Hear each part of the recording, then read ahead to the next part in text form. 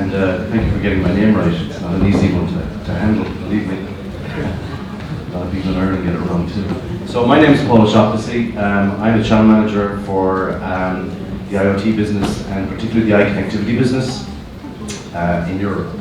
And it gives me great pleasure this morning to introduce the panel that are going to present you some real-life cases of transformation that's going on using the technologies that we have available today, and will potentially in the future use some of the technologies we've just seen. So before I get the guys started to do their piece, I just wanted to take 1 minute to go through some of the reasons why we need to accelerate some of the things that are happening with this technology today. Not just as Advantech, but our suppliers and our partners. So when I did that, I took a look at smart cities. What's going on with smart cities, and why do cities need to get smart? And I came across some statistics that are they're mind-boggling. Cities occupy 3% of the globe, the surface area of the globe, but they produce 75% of the global energy consumption. They produce 80% of the global greenhouse gases, and this one totally not to be precise. 3 million people a week migrate to a city. That's a phenomenal number. That's a huge challenge. 54% of the global population live in cities. 70% will be there by 2050. And here's the other scary one. 60% of all cities are coastal. And depending on which scientific magazine you read, the sea's going to rise by between 3 and 20 meters. So what's the financial impact of some of that? New York City, 8.5 million people. Operating budget every year, $86 billion, just to keep the place going, keep it afloat. It's 3 meters above sea level. Its GDP is $1.75 trillion. So solving problems for cities with these technologies that we've seen in the last two presentations, and some of the technologies we're going to mention here, they have a much bigger value. They're really important. So this is a critical reason why we need to do this. So then I looked at, well, how are cities dealing with this? Very quickly. They're investing in renewable energy. There's an estimated 300 cities with complete energy autonomy right now on the planet. They're investing in new technologies, ITS, rail, road, air, bicycles, scooters, you name it. Everything is coming to the table right now in terms of intelligent transportation systems. Cameras, vision systems, smart lighting, building management systems. What's really cool is, we talked about transformation all day yesterday, and collaboration and disruption. These cities are coming together and they're sharing their successes, they're sharing how the technology's been deployed. And the C40 is a group. You would think it's 40 cities, it's 94. They represent 25% of the global GDP. They come together and they share these technologies that we've seen today. And they're going to share the technologies that you're going to see from the guys here when they present, to try and deal with this significant challenge the world has with cities. And then underpinning this is industry. Industry has to be able to support all of this. So they have to do more with less and produce less bad stuff. So with that, I'd like to start the panel session and invite Mr. Tony Lin, who has traveled all the way from downtown Taipei to present this morning on his company and what they do in terms of traffic management solutions. So Tony, please. Thank you.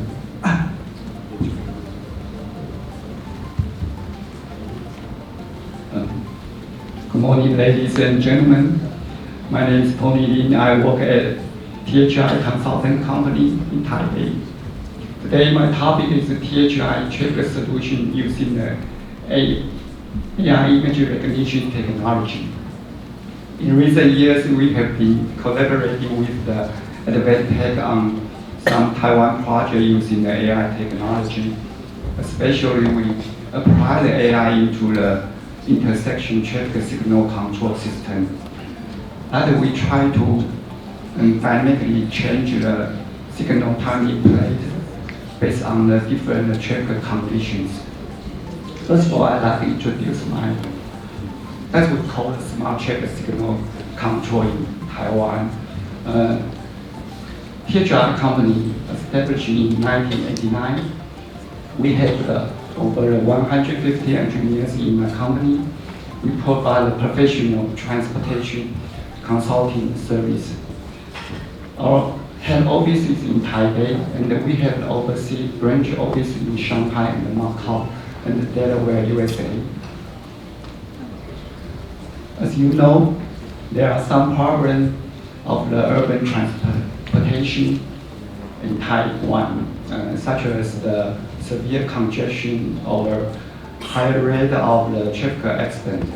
Statistics say that it's about over the 45% of the traffic accident happened at the intersection. That's why we want to find out a solution to solve this problem. Our company developed one comprehensive system we call the Intelligent Intersection Traffic System, IITS system, to solve this problem. Sorry.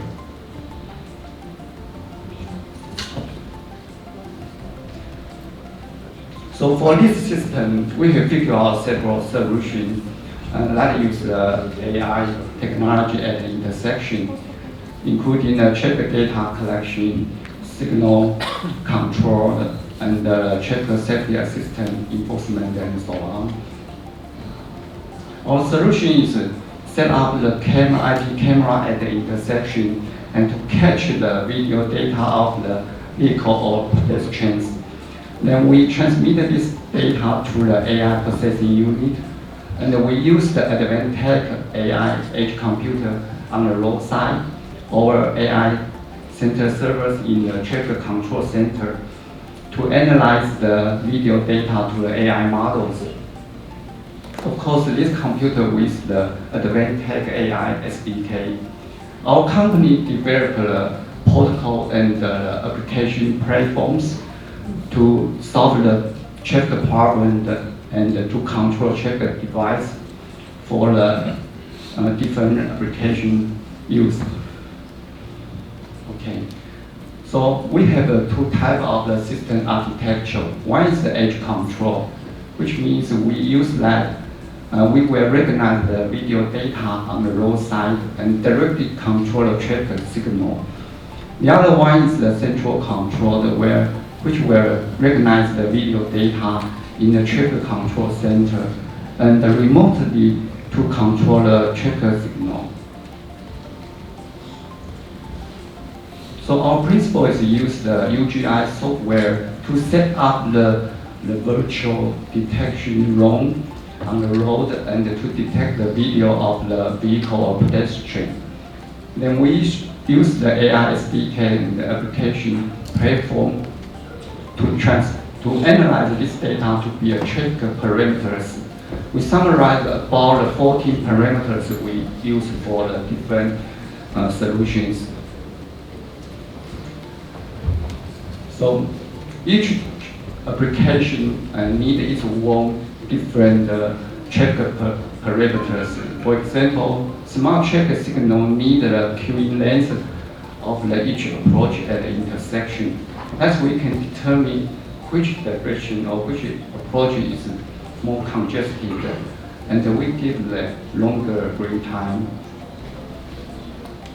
So our system can recognize about 22 type vehicles, and the accuracy rate is over 90%.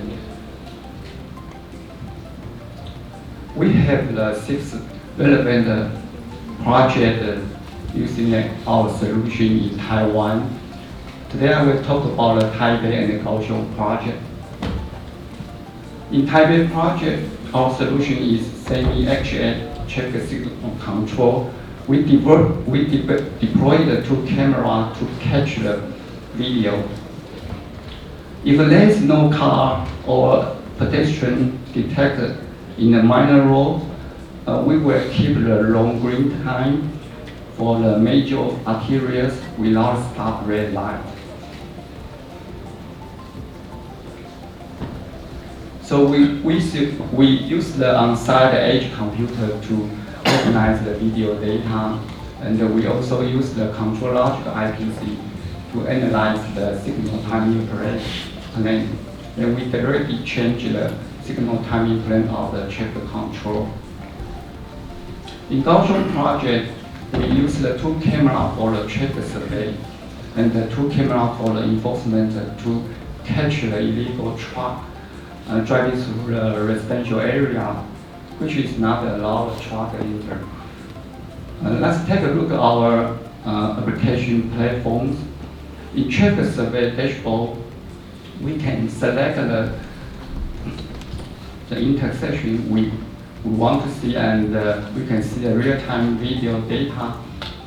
Also, we can see the vehicle counting data, including historic data. It's the turning movement data.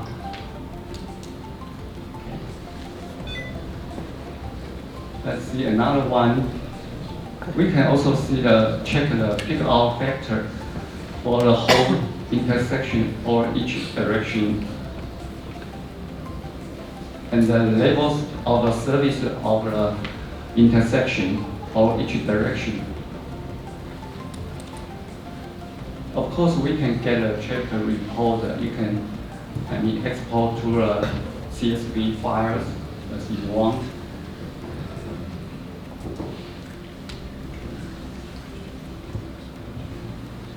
In enforcement dashboard, you can check illegal trucking driving data, including the photo and the video and the plate number. Okay, that's my short presentation. Thank you very much. Thank you so much.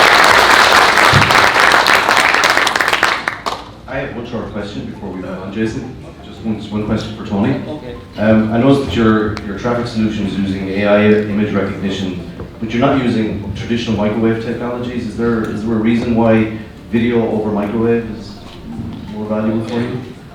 As you know, for our solution, traffic solution, we need very important traffic parameters, such as the exact position or location of a vehicle or pedestrian. Another one is that we need to precisely track the path of the vehicle or pedestrian. Another one is very important. We need to know the type of the vehicle, the classification. I think we can use the AI to get our solution. And I think the other detector also has its advantage or disadvantage. But for that reason, I don't think they can do that at this moment. That's why we use the AI image technology here. Great. Thanks, Tony. Thank you.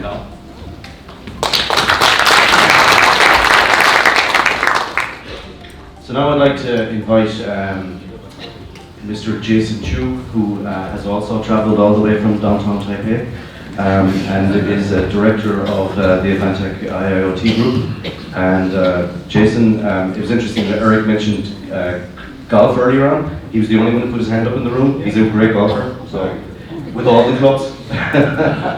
So Jason's going to take us through what's happening with time-sensitive networks and the importance for us going forward. So Jason. Okay, thank you. Good morning, everyone. So today, I just give you the idea what is the TSN. So like what you see, the TSN is a time-sensitive networking. So you will know that what kind of problem it will be like to resolve, and what is related to the TSN. So the key point will be related to the time. This is time-sensitive network. So you will see that that's based on the current standard Ethernet. So what is the problem on the Ethernet? Why Ethernet cannot resolve the problem? Why Ethernet cannot provide all kinds of communication you need? So that did indeed have the problem on the current standard Ethernet. So that's the reason people taking a lot of time trying to figure out, trying to enhance the standard for the Ethernet. So that is the reason come out the standard for the TSN. So you see that for the Industrial 4.0, the communication connectivity will be the key. because you need to get all the device be able to get connected. But the reality is right now, you see that there is over 20 different kind of protocol.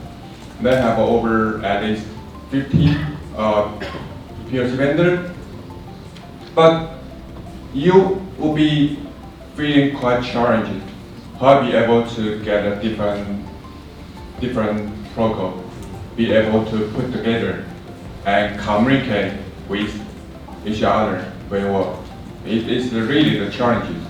And why we generate or come out so many different kind of protocols?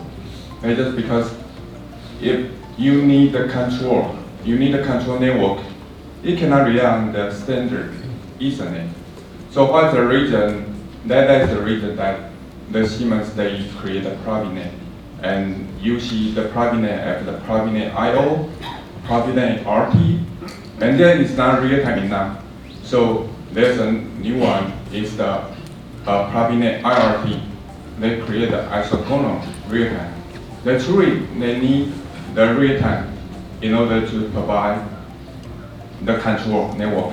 So they don't need to have the deterministic network be able to provide what the real-time need for the control behavior. So what is the TSN? There is the task group is below inside the IEEE L2.1. But initially, this IEEE L2.1 has been working for the AVB, audio video bridge standard, for many years.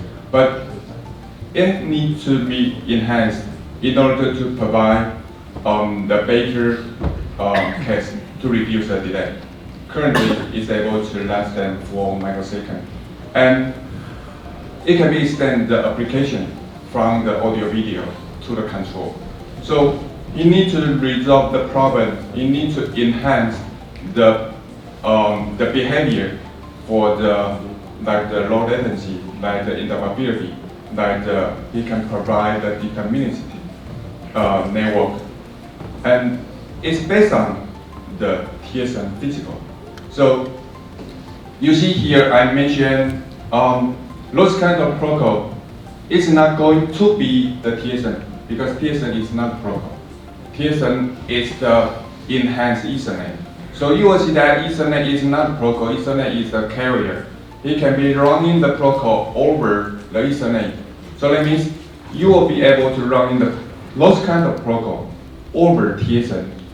But what is the contribution for TSN? It provides the low latency, provides the deterministic. So that is the reason TSN is getting more important. So you see that it's the TSN is enhanced based on the standard Ethernet and enhanced, so you can have the good Ethernet environment, but it can be provide the low latency. It can provide the time synchronization, so it can provide the better reliability. So you can run in the protocol, industrial protocol over the TSN. So right now, the more topic is to mention that like the CC-Link, because the CC-Link, currently they don't have a real-time mechanism inside the CC-Link.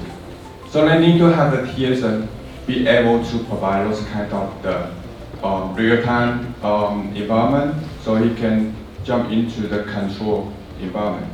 And also like the OPGUA is the same situation. It's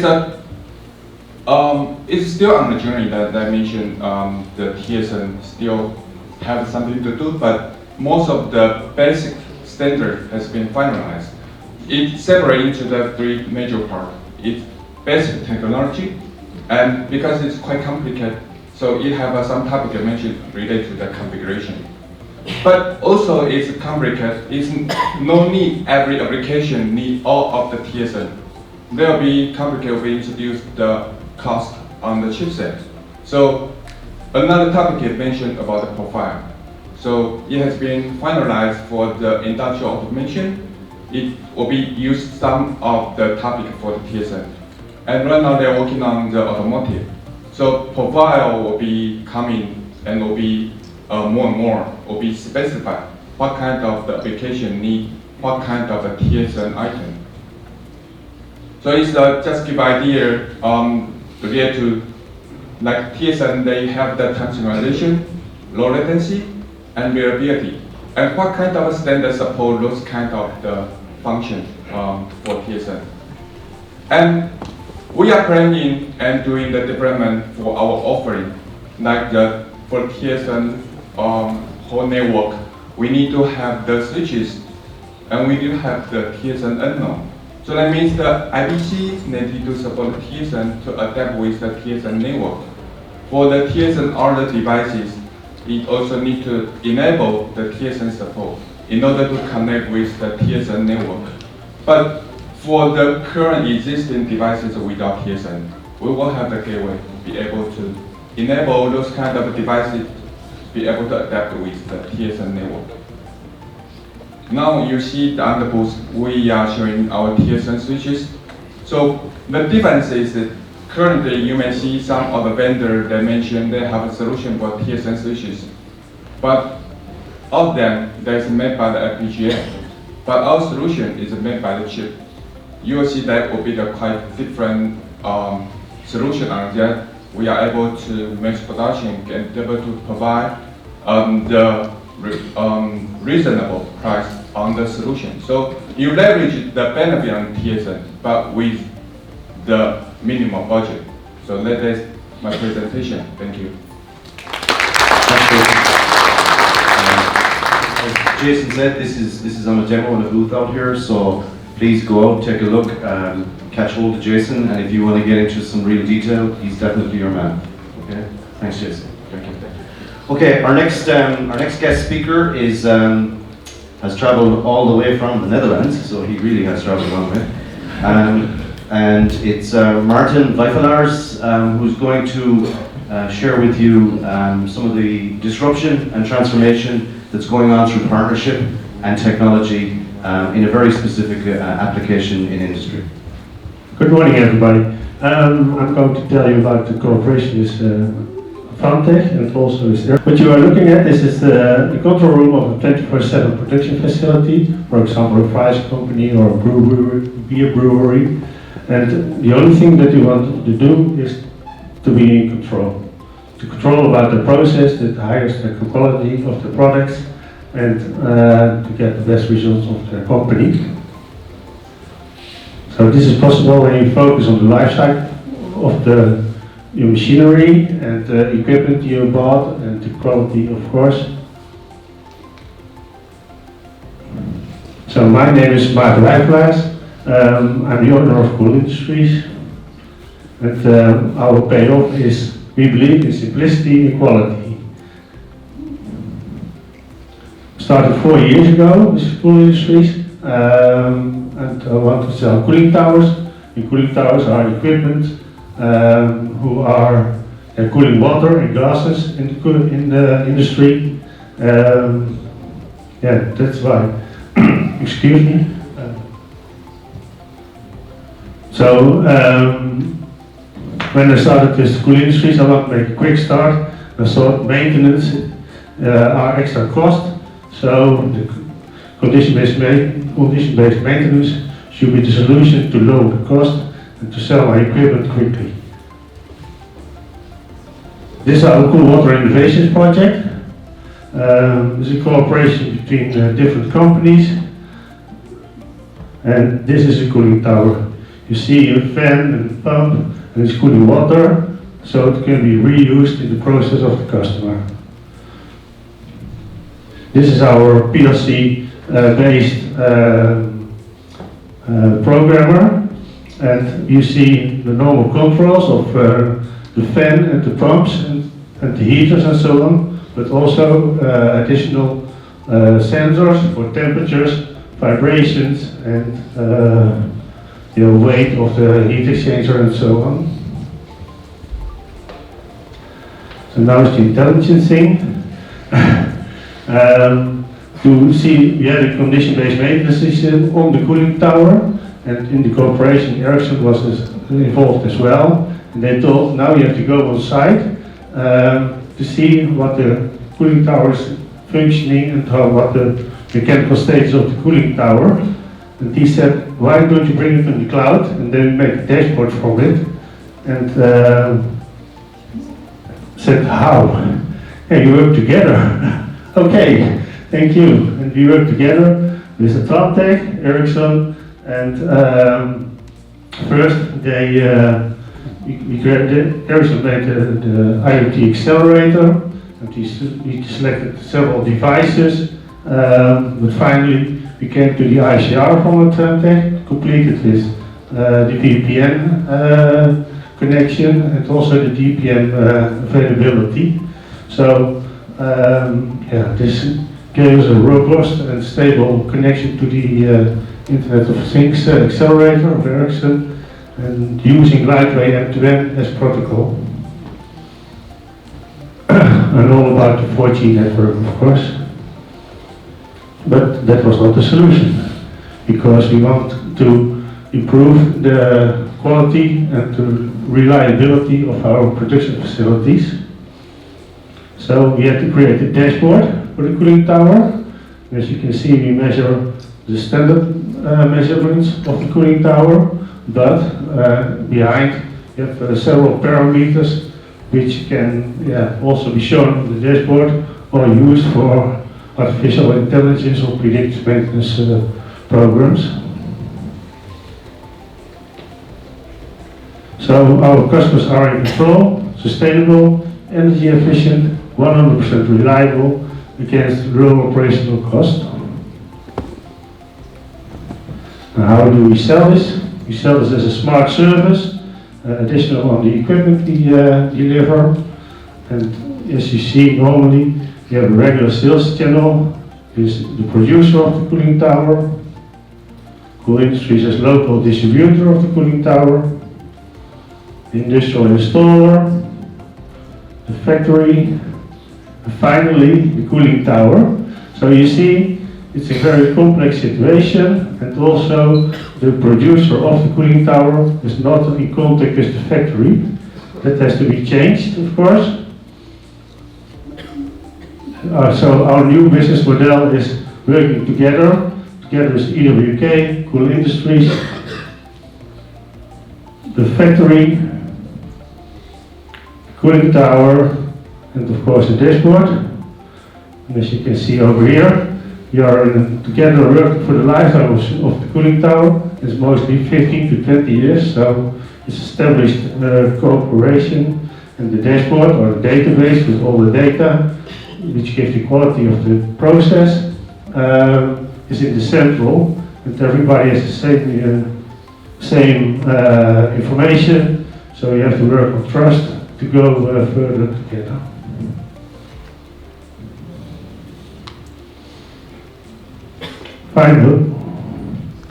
Finally, I want to thank you, of course, Advantech, and especially Rick, because he believed as well in this program, in the process of the cooling tower, and of course Ericsson, and together we made a nice industrial IoT solution, I think. Thank you.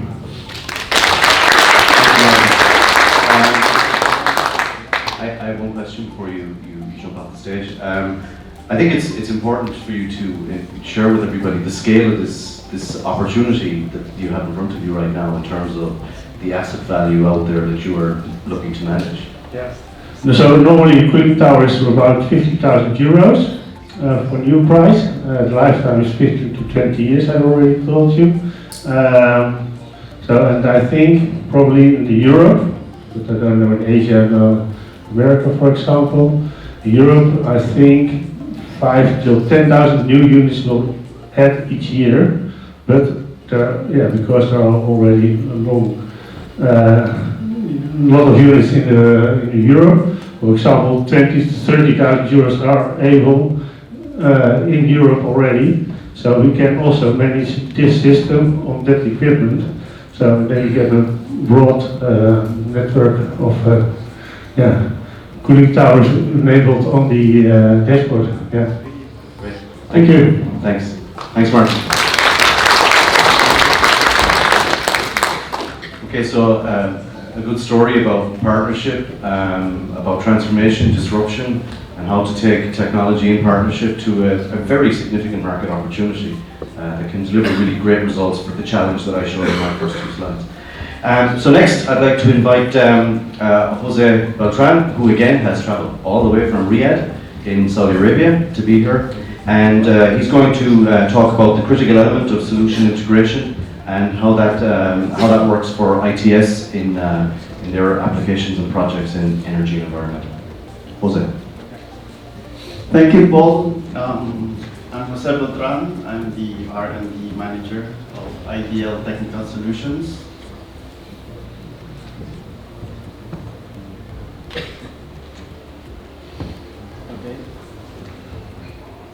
Okay, so what do? We are providing from hardware and all the way to the solutions. So in the hardware, we provide IoT endpoints, gateways, smart meters, and all the other products that relating to energy. Now, to solutions, that would be the software side, the platform, and that also includes the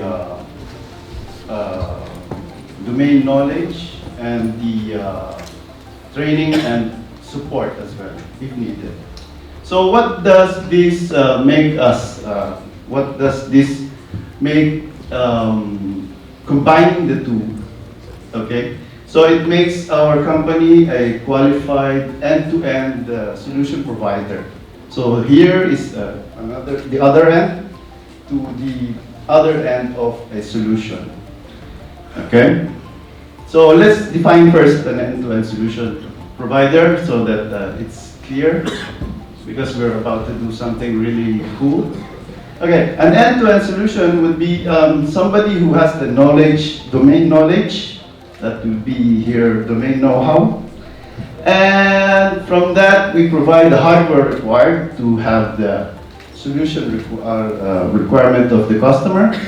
Then we would also recommend to them a software or develop software for them. Or sometimes integrate their system to another software or another system.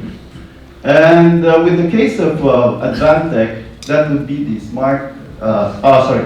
WisePass platform. And that would solve the problems, or most of the problems in integration. Then that after the solution is integrated and implemented, then we would provide to them some training and as well support. So here are some of the customers we have in the Middle East. This is our factory, because sometimes you have to build some to solve some. Okay, so here is our here is a tool for problem solving. So we're going to attempt in 4 minutes to solve the problem of a smart city about energy and utilities. Okay, so here consider this as a slide as a tool for problem solving. Okay, so how do you solve a problem, right?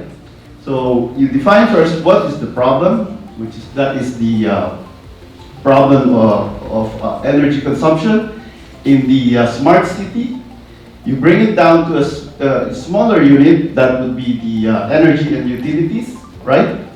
Then you bring it down more to a smaller unit, so you define the different units of energy and utilities, right? So here the generation, transmission, substation, distribution, secondary connection, electric meter, and then finally you have the subscriber.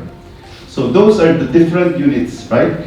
So then maybe you'll ask me, okay, how do you know then that you are able to identify every unit that, or the smaller units, and you have identified fully, right? So that's what this green band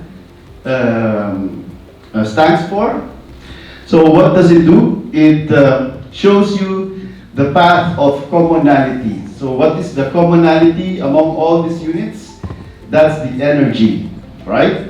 So that's the energy among all this. And each of the step of these units have a problem, okay? So remember, we are trying to solve a problem of a smart city in energy and utilities, right? So now we have smaller units. Now let's go to the solution. Solution, of course, is wise pass, right? So in the power generation, that would be the solar, windmills, oil generation, and what have you. So what are the problems that you face in a, okay, what are the problems you face in a generation? So that includes systems, digital transformation of systems that are in the generation. Okay, transmission, that is power loss in the cable. Then I'll go ahead to the, because of the time, we will go ahead to the subscriber. That is the subscriber, that is the building, houses, this type of things. So what are the solutions we have? The billing system we built, that would be available in the marketplace, WisePass marketplace. Then we have data management, data acquisition. Finally, we have the energy management.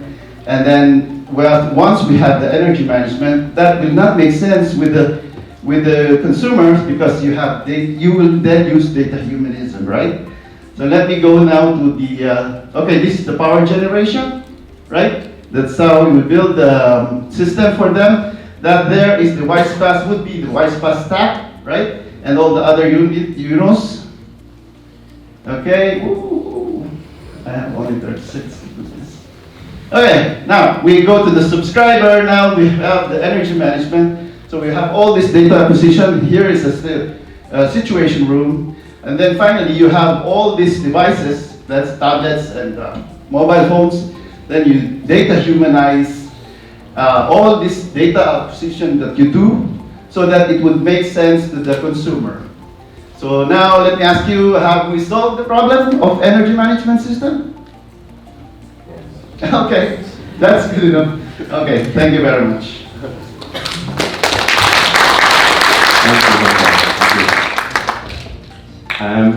I think what's interesting here is this is about domain expertise and the importance of the system integration process in the value chain of IoT. It's something that needs to mature, so this is an example of that maturity happening. I think interesting to the E&E, just one comment. I spent the last year working in the E&E sector and learned a lot of things. And in an analysis that was done of the DSOs in Europe, and they were asked, what are the things that keep them awake at night? And everybody would say, oh, security. Yeah, security was the first thing, absolutely, keeps them awake at night. What was the second thing that keeps them awake at night? Lack of knowledge when it comes to handling data and digitalization. They truly are scrambling and they have an enormous challenge. So this is a perfect example of that domain knowledge in action to solve that problem. Thank you. Thank you. Okay, that's our presentation for today. I would just like to thank the presenters. I'd like to thank Tony from THI, Jason from Advantech, Martin from Cool Industries, and Jose from ITS. And that's it for me. Thank you.